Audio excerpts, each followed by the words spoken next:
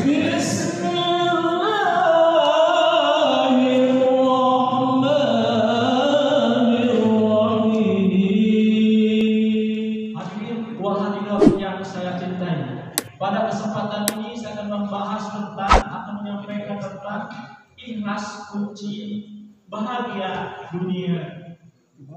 Ikhlas kunci kebahagiaan hidup. Fondasi dasar keikhlasan, Allah Subhanahu wa taala berfirman, A'udzu billahi minasyaitonir rajim. Qul inna sholati wa nusuki wa mahyaya wa mamati lillahi rabbil alamin. La syarika lahu wa bidzalika umirtu wa ana awwalul muslimin. Qul, katakanlah Muhammad, inna sholati, sesungguhnya sholatku, wa nusuki, ibadahku, wa mahyaya, hidupku, wa mamati, dan matiku, lillahi rabbil alamin, hanyalah untuk Allah Tuhan seluruh alam. La syarika lahu, tidak ada sekutu baginya. Wa bida umirtu, dan demikianlah yang diperintahkan kepadaku. Wa ana awwalul muslimin, dan aku adalah orang pertama-tama berserah diri atau muslim. Quran surat Al-An'am surat ke-6 ayat 162 sampai 163. Inilah konsep ikhlas, menjelaskan tindakan-tindakan tidak berorientasi materi, tanpa pamrih, tulus. Manusia yang ikhlas memiliki keistimewaan tersendiri dalam hidupnya. Kekuatan ikhlas dalam kehidupan memberikan perubahan positif, mendapatkan kemudahan, hatinya akan selalu dilapangkan, jiwanya berserah diri pada penciptanya. Beban-beban di punggungnya akan diringankan oleh Allah Subhanahu wa taala. Dari beban ujian yang memberatkan hidupnya, semua kesulitannya dimudahkan oleh Allah Subhanahu wa taala. Karena orang yang ikhlas selalu percaya sesudah kesulitan pasti ada kemudahan. Di surat Al-Asr, Allah akan selalu menolong hamba-hambanya yang ikhlas. Dengan ikhlas kita tak perlu lagi berdurhaka. Dengan ikhlas kita tidak perlu kesal gelisah. Dengan ikhlas tidak perlu takut pada kemiskinan, hilang kesempatan, takut dengan penyakit dan ketidakjelasan masa depan. Ikhlas melapangkan kesempitan, memposisikan energi negatif dari diri, menghapuskan kebencian, menghilangkan dendam, menobrak segala bentuk penyembahan pada dunia yang tidak sedikit manusia terjebak di dalamnya, mampu melepaskan dirinya dari segala penyembahan kepada selain Allah, penyembahan pada materi, penyembahan kepada uang, penyembahan kepada harta benda, penyembahan kepada syahwat, penyembahan kepada jabatan, penyembahan kepada kekuasaan, penyembahan kepada tradisi yang selama ini banyak manusia terbukti terbudaki olehnya. Sesuai dengan penjelasan Quran surat Al-An'am di atas, sesungguhnya sholatku, ibadahku, hidupku, matiku hanya untuk Allah semata. Sholatku hanya untuk Allah semata.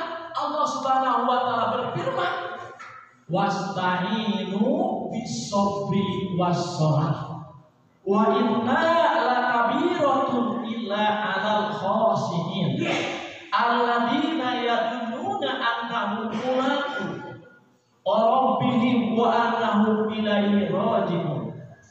Jadikanlah sabar dan sholat sebagai penolong. Sesungguhnya itu sungguh berat kecuali bagi orang-orang yang muslim, yaitu orang-orang yang meyakini bahwa mereka akan menemui Rabb-nya dan mereka akan kembali kepadanya. Quran surat Al-Baqarah surat 2 ayat 45 sampai 46. Dengan sholat, insya Allah apapun yang terjadi kepada kita akan ada solusinya. Apalagi sekarang musim COVID-19 virus dari mana-mana ya, terkontaminasi, semuanya pasti kena virus dan menyebar di mana-mana ya. Bisa dihindari? Tidak bisa. Hanya minta tolong kepada siapa? Kepada Allah yang telah menciptakan virus. Kurang siap lain? Sangat siap. Termasuk saya bukan siap. Sampai ke siap. Karena siap mau, siap mati. Siap mati tak? Alasan mau siap mati. Ibadah tidak lengkap. Cuma dulu kan itu jawabannya teh. Udah seberapa tahun ibadah ke Allah teh ya. Makanya di waktu sholat mengucapkan Allahu Akbar. Benar Allahu Akbar? Yakin? Bukan Allahu Akbar. Benar Allahu Akbar atau Allahu Akbar? Kalau sholat sebutkan Allahu Akbar, ketinggalan atas segala rupa di sholatnya. Maksud itu? Namun suka banget itu, aduh mereka salah. Namun tukang pingpong salah. Namun tukang gores, goresnya terdaun. Namun nanti dengan beli. Kayak tak kesolat gak banyak-banyak, terbanyak-banyak dari sholat. Subhanallahnya. Itulah namanya manusia selalu digoda oleh iblis atau setan. Karena sudah komitmen setan, iblis. Dari mulai Nabi Adam digoda sampai anak cucu termasuk kita digoda. Buktinya ketika kita akan berangkat ke masjid berat ya Pak? Berat ya, subhanallah. Tidak ada yang berat ya. Mereka cari berat kata sahabat lalu dipakai berat selimut kata budak sewe dibukakan dan orang beli masuk itu masa itu jauh berbeda. Bapak manusia juga manusia sama. Seandainya manusia aktivitasnya hanya makan, minum, tidur, hidup, mati, maka tidak ada bedanya dengan satu atau binatang atau monyet.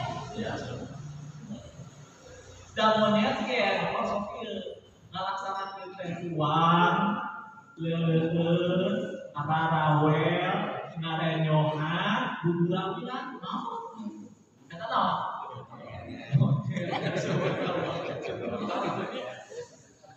Tidak sholat, tidak tadarus, tidak infak, tidak sodako, tidak sahur, tidak sabar, tidak zakat, tidak kurban, dan tidak.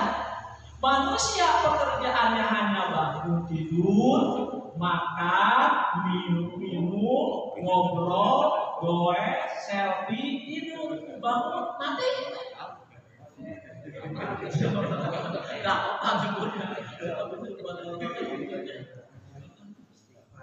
Allah Subhanahu wa taala berfirman, "Wa laqad dara'na li jahannama katsiran minal jinni wal insi. Lahum qulubun la yafqahuna biha, wa lahum a'yunun la yubsiruna biha, wa lahum adhanun la yasma'una biha. Ulaika kal an'ami bal hum adall, ulaika humul ghafilun." Walaqad dara'na li jahannama katsiran minal jinni wal insi. Dan sesungguhnya kami jadikan untuk isi neraka jahanam kebanyakan dari jin dan manusia. Cek Allah teh geus nyiptakeun naon? Neraka jahanam teh yaitu diperuntukkan untuk jin dan manusia. Hari kita manusia jin. calon kepala surga. Subhanallah.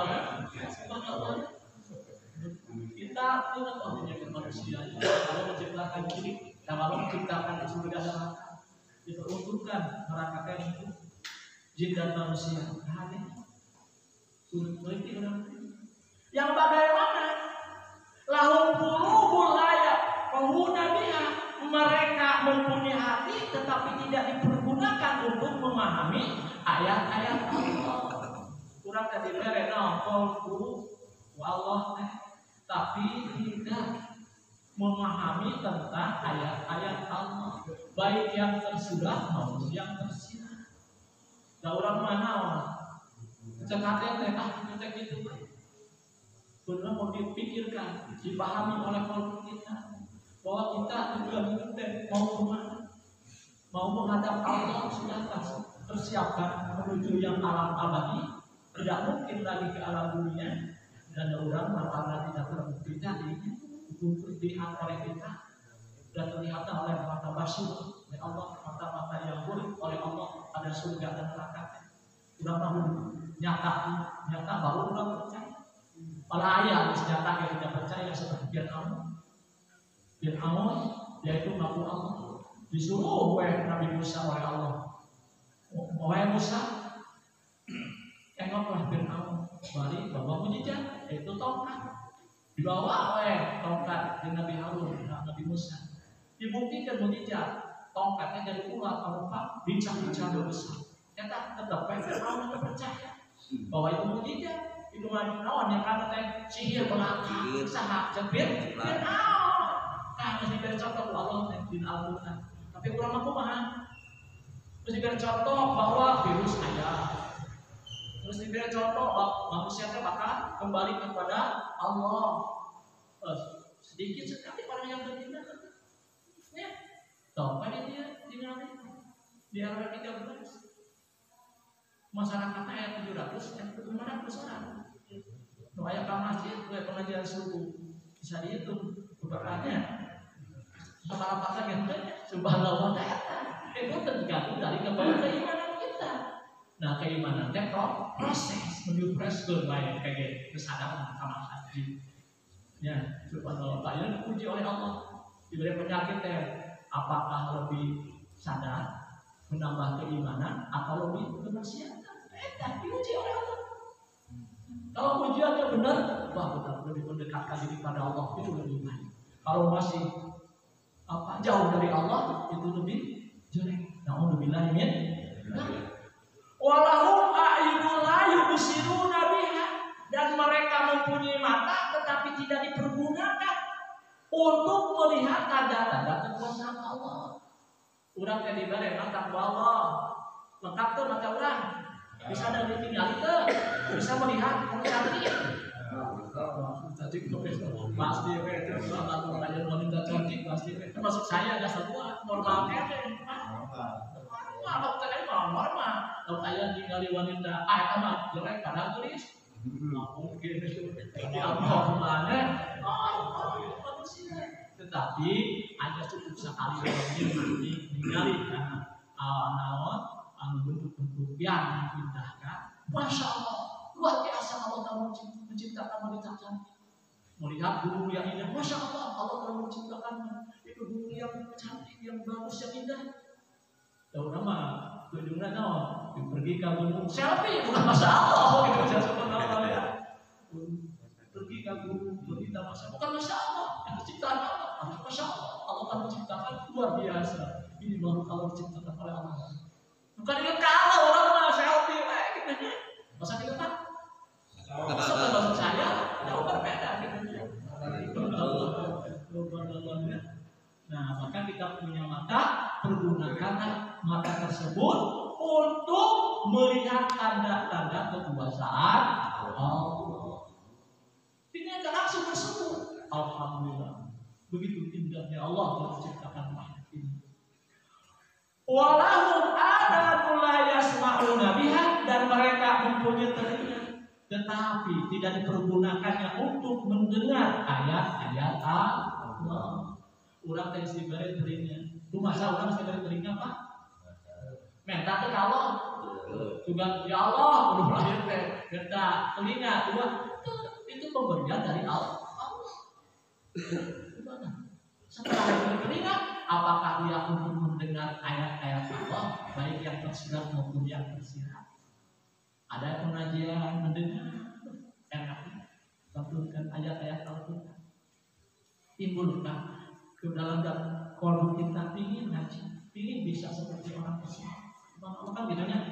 Pasal itu, Alhamdulillah. Lamun ayat bapak begitu mendengar kata as-salatu khairum minan naum, lebih baik sholat daripada. Nah, terus melangkahkan kaki menuju masjid, itu berarti tanda-tanda bapak di dalam kolom bapak ada keimanan. Lamun terus ngaritung dipertanyakan keimanannya. Mesti balik nyaho bahwa as-salatu khairum minan naum itu lebih baik sholat daripada tidur. Subhanallah. Ada hidayah dari Allah. Hidayah ke hese tuh. Dosa. Hidayah di Allah. Bapak alhamdulillah masuk iman. Mau mengaji terus apa dimasukkan oleh ayat-ayat Allah. Kita punya penceramah yang hebat-hebat. Mendengarkan itu. Coba subuh ada pengajian dalam duhur ada, cuma luar biasa. Kalau lihat di masjid-masjid lainnya, jarang seperti ini. Pada duhur, subhanallah, untuk duhur, mendengar subhanallah. Kalau kita karena manusia itu sering malu, ya, sering manusia itu tergoda oleh setan banyak. Kalau dia dipasupi oleh tausiah, para kiai, para ulama, insya Allah hati akan menjadi lemah, akan menjadi tenang. Itu subhanallah. Karena mendengarkan ayat-ayat Allah yang disampaikan. Ulaika kal an'am balhum, atau mereka itu sebagai binatang ternak, bahkan mereka lebih sesat. Ulaika humul ghafilun, mereka itulah orang-orang yang lalai. Quran surat Al-A'raf surat ke-7 ayat 179. Allah memerintahkan hambanya untuk menjadikan sabar dan sholat sebagai pijakan bantuan dalam meraih apa yang mereka harapkan dari kebaikan dunia dan akhirat, di mana Rasulullah SAW bersabda, karena Nabi SAW tidak ajabahu amru. Bila kedatangan masalah, Nabi SAW mengerjakan sholat. Hadis riwayat Abu. Namun ayat masalah di diri kita baik berat maupun ringan, dianjurkan untuk sholat. Insya Allah ada solusinya masalah tersebut. Ya. Sholat berperan sebagai piranti terhadap muslim, meminta perlindungan, mengadu kepada Allah Subhanahu wa Ta'ala dari berbagai macam kesulitan, kesedihan, permasalahan, kepenatan. Kita tidak akan merasa sendirian, tetapi mendapatkan dukungan dari Allah pemilik langit dan bumi. Kondisi seorang hamba sangat dekat dengan Allah dengan sholat. Ribu ma'yakunul abdu min rabbihi wa huwa sajid fa'aksiru du'a. Seorang hamba akan menjadi paling dekat dengan Rabbnya saat ia sedang sujud, maka perbanyaklah doa di dalam sujud. Hadis riwayat Muslim. Makanya Bapak ketika sujud panjangkan sujudnya, tapi sholat sendiri. Lamun aina berjamaah sebagai imam, sujudnya dilatih, nggak mau menjadi masalah, gitu kan? Langsung dedeh, kecuali pas ini, aja masih kita minta doa kepada Allah Subhanahu Wa Taala, karena diperintahkan oleh Rasulullah Sallallahu Alaihi Wasallam. Jangan ada ya, ketika sholat jadi imam, kita panjang-panjang gitu, banyak sujudnya. Jadi ada imam, ada makmum, ada yang lemah, ada yang sudah tua dan sudah tidak kuat. Kalau sendirian kita nggak satu saja setengah jam sujud gitunya. Ya aduh 1 menit 2 menit tidak masalah dengan Allah Subhanahu wa taala. Semestinya orang muslim memperbanyak doa saat bersujud. Bertadarus tunduk kepada Allah Azza wa Jalla supaya dia menyingkirkan berbagai permasalahan dan kesulitan serta memberi kita anugerah kebaikan dunia dan akhirat. Salat termasuk faktor dominan dalam keikhlasan, mendatangkan maslahat dunia dan akhirat, menyingkirkan keburukan dunia dan akhirat, menghalangi dari dosa, menolak penyakit hati, mengusir keluhan fisik, menerangi kalbu, mencerahkan jiwa, menyegarkan anggota tubuh dan jiwa, memelihara kenikmatan, menepis siksa, menurunkan rahmat, menyibak tabir permasalahan. Hadirnya sholat, sholat mendatangkan ketenangan, ketentraman jiwa, keikhlasan yang luar biasa, di mana Allah Subhanahu wa taala berfirman, "Qul innallaha yudillu may yasha'u wa yahdi ilaihi man anab." Alladzina amanu wa tatma'innu qulubuhum bidzikrillah. Ala bidzikrillah tatma'innul qulub. Sesungguhnya Allah menyesatkan siapa yang Dia kehendaki dan menunjuki orang-orang yang bertobat kepadanya, yaitu orang-orang yang beriman dan hati mereka menjadi tentram dengan mengingat Allah. Ingatlah hanya dengan mengingat Allah hati menjadi tentram. Quran surat Ar-Ra'd surat ke-13 ayat 28 sampai 2 ayat 27 sampai 28.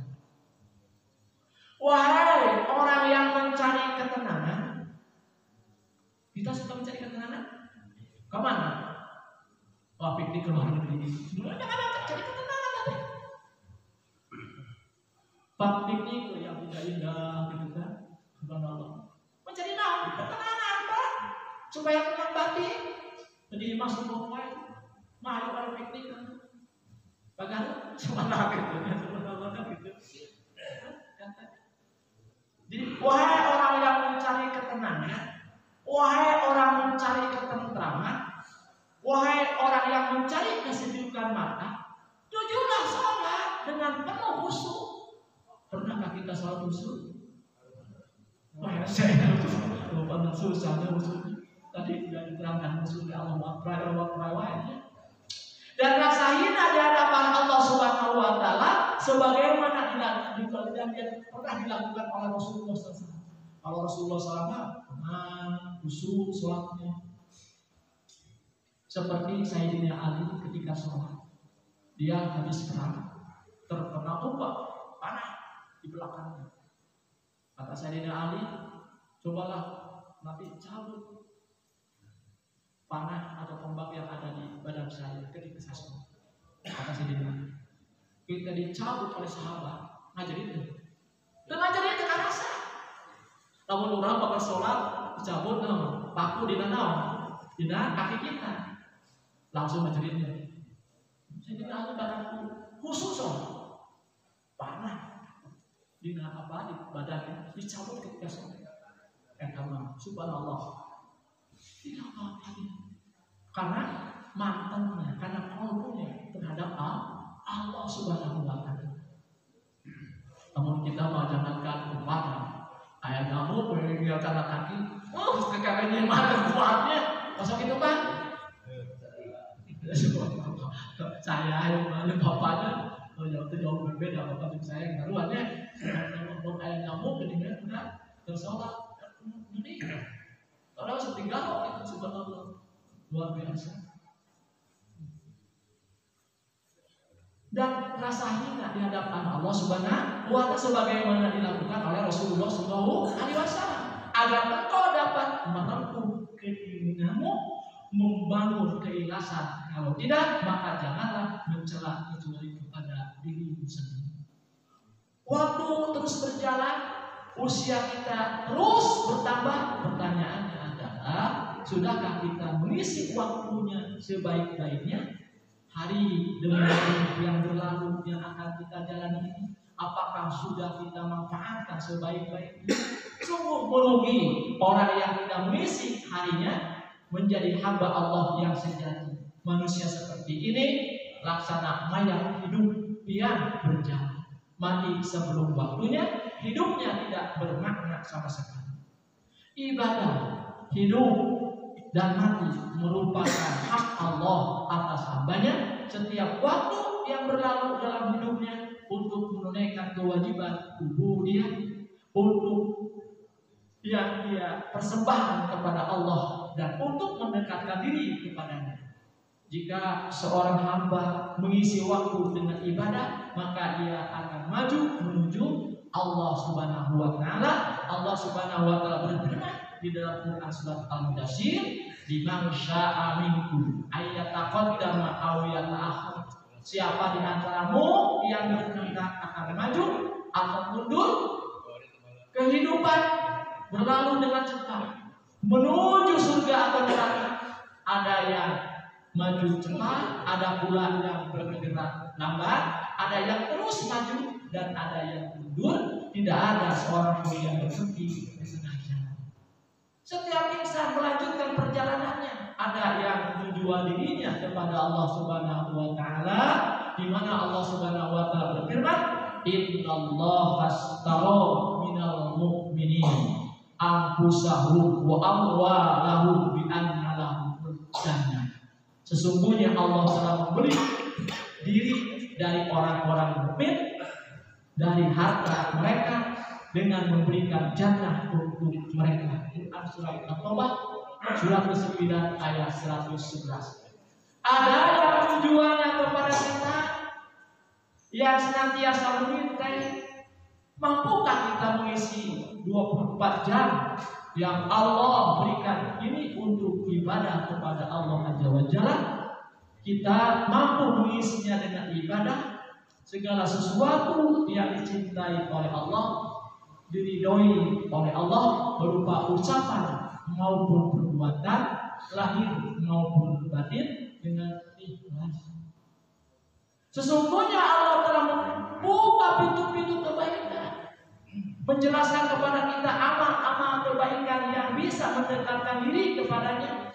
Nabi SAW bersabda, "Innahu laisa sayun yuqarrabukum ila jannati illa qad amartukum bihi wa laisa sayun yuqarribukum ila nar illa qad nahitukum anhu." Tidak satupun amal yang bisa mendekatkan kalian ke surga, melainkan telah aku memerintahkannya kepada kalian, dan tidak satupun amal yang bisa mendekatkan kalian ke neraka, melainkan aku telah melarang kalian darinya. Hadis riwayat Muslim, hadis nomor 2866. Itu yang saya dapat sampaikan. Mohon maaf apabila kepanjangan atau lama, karena tadi ada WA panjang sedikit, langsung cutting gitu ya, permintaan gitu ya. Mudah-mudahan dari awal sampai akhir bukannya kurang lebih maaf. Bila kita berdoa kepada Allah Subhanahu wa taala, amin ya rabbal alamin. Allahumma sholli ala Muhammad wa ala ali Muhammad kama shallaita ala Ibrahim wa barik ala Muhammad wa ala ali Muhammad kama barakta ala Ibrahim wa ala Ibrahim fil alamin innaka Hamidum Majid. Rabbana hab lana min azwajina wa dhurriyyatina qurrata a'yun waj'alna lil muttaqina imama. La ilaha illa subhanaka inni kuntu minadh dhalimin. Rabbana atina fid dunya hasanah wa fil akhirati hasanah wa qina adzabannar. Aqulu qawli hadza wa astaghfirullahi wa lakum. Assalamualaikum warahmatullahi wabarakatuh.